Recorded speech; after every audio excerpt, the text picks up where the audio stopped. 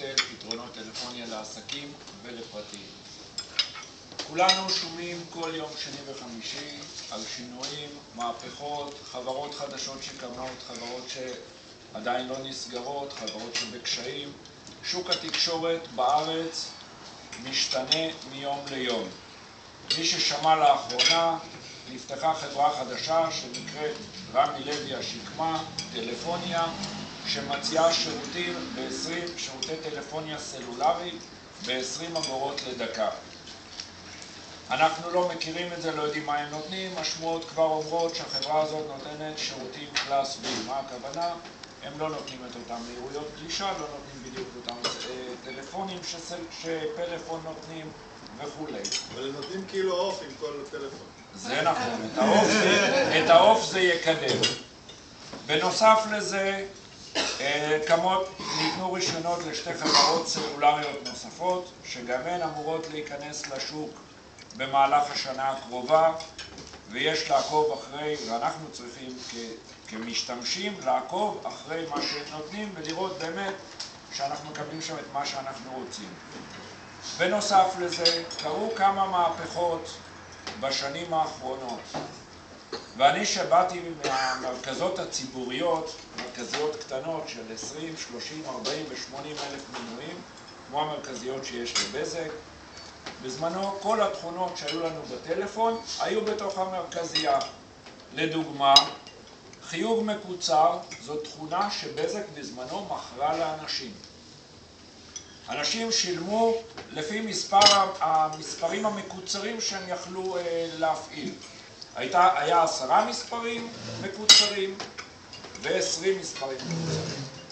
אני לא צריך להגיד היום שאף אחד כבר לא מכיר את הדברים האלה, כי אין מכשיר קצה או בבית או במכשיר הסלולר שאפשר להכניס שם מאות מספרים כולל חיוג מקוצר. תכונה של עקוב אחריי הייתה תכונה במרכזייה, שאנשים ששילמנו על זה כסף, מי שרצה להפעיל את זה שילם על זה כסף. תא קולי נמצא במרכזייה, שילמנו על זה כסף לבזק. שיחת ועידה, שילמנו כסף לבזק. תכונות שאולי לא הרבה מכם מכירים, קו חם או קו פושר. קו חם זה אומר להרים את השפופרת והטלפון מחייג מיד למספר מסוים.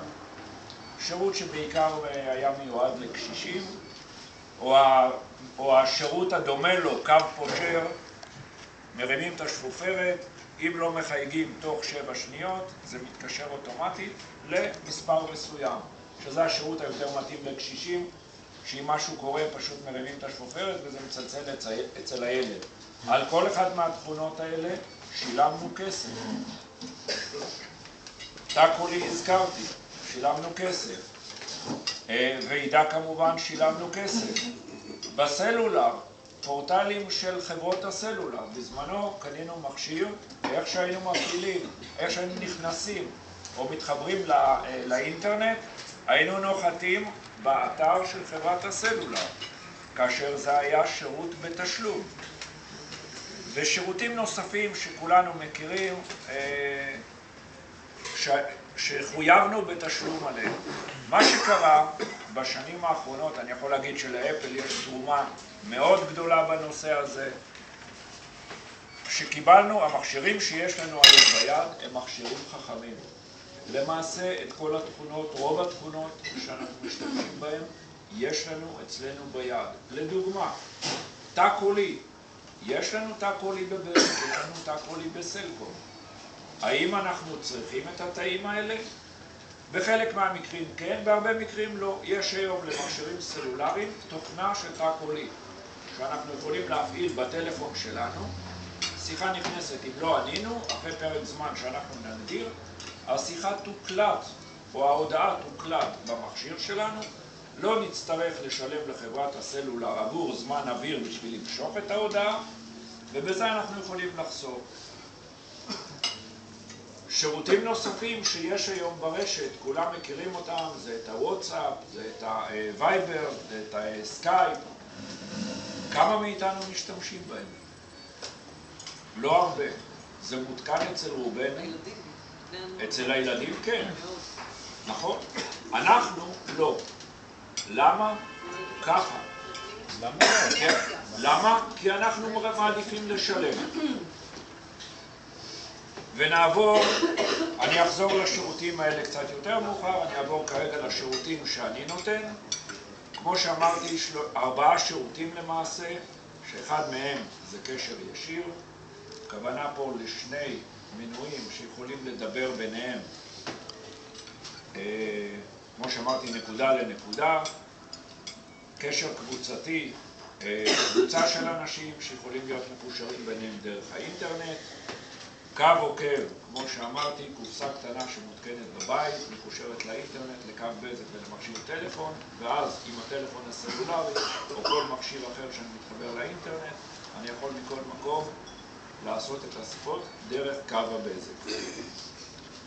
ואם נחזור, שאלו אותי למה להשתמש בשירותים האלה, כי יש מה שנקרא את סקייפ, וייבר, וואטסאפ וכולי. נכון, אני לא מתחרה באף אחד מהם. להפך, יש שירותים שאני אימצתי והם מקושרים לשירותים שאני נותן. ומה היתרון של השירותים שלי?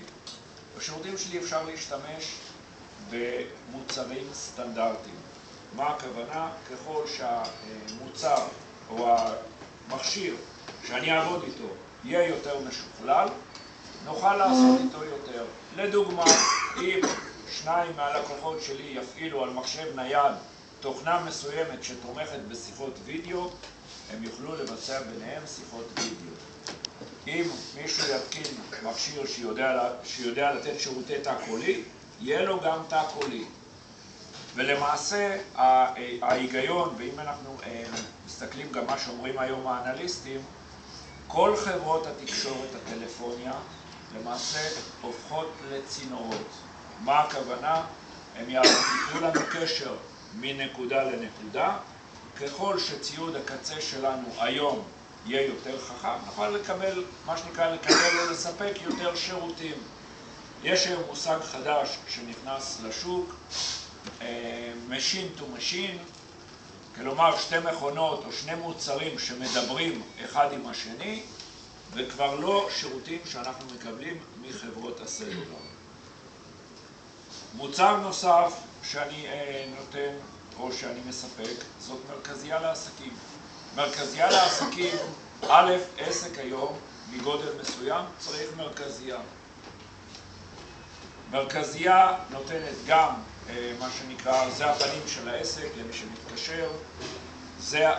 היא נותנת ציוד קצה חכם. לאחרונה אני את המרכזייה שלי חיברתי לסקייפ, כך שלקוחות או כאלה שרוצים להתקשר אליי יכולים גם להתקשר מסקייפ מכל העולם. אני אבדוק, הכוונה שלי לבדוק עם שי איך מכניסים לאתר גם כפתור חיוג, כפתור שמי שנכנס לאתר יכול ללחוץ עליו וזה מדבר איתי ישירות במרכזייה.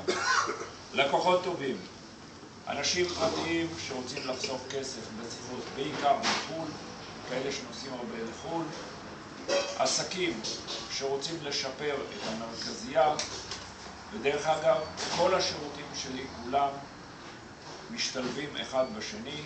המרכזיות משתלבות בשירותים של קשר קבוצתי, המרכזיות יכולות להשתלב בשירותי קו עוקב. להכל אני יכול לחבר היום את סקייפ, כך שכל קומבינה אפשרית ומי שנוח לו יכול להשתמש כמעט בכל מכשיר שקיים היום בשוק. תודה רבה.